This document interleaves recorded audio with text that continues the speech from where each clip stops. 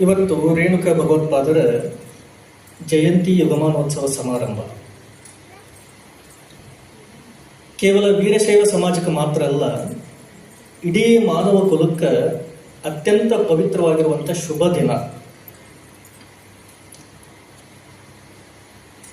ಯಾಕಂತಂದ್ರೆ ರೇಣುಕಾ ಭಗವತ್ಪಾದರು ಕೇವಲ ಒಂದು ಜಾತಿ ಜನಾಂಗಕ್ಕೆ ಮಾತ್ರ ಸೀಮಿತವಾದಂಥವರಲ್ಲ.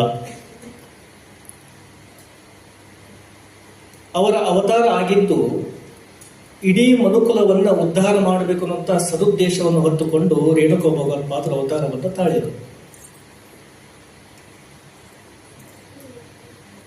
ಅವರ ಅವತಾರ ಆಗುವುದಕ್ಕಿಂತ ಪೂರ್ವದಲ್ಲಿ ಪರಮಾತ್ಮ ರೇಣುಕಾ ಭಗವತ್ಪಾದರಿಗೆ ಅಪ್ಪಣೆಯನ್ನು ಕೊಡ್ತಾನೆ. ಏನಂತ ಅಪ್ಪಣೆ ಕೊಡ್ತಾನಂತಂದ್ರೆ, ಶ್ರೀಮದ್ ಅದ್ವೈತ ಪರಂ ಶಾಸ್ತ್ರಂ ವೇದ ವೇದಾಂತ ಸಮ್ಮತಂ ಸ್ಥಾಪಯಿಷ್ಯಸಿ ಭೂಲೋಕೆ ಸರ್ವೇಶಾಂ ಹಿತಕಾರಕಂ ಅಂತ ಹೇಳಿ,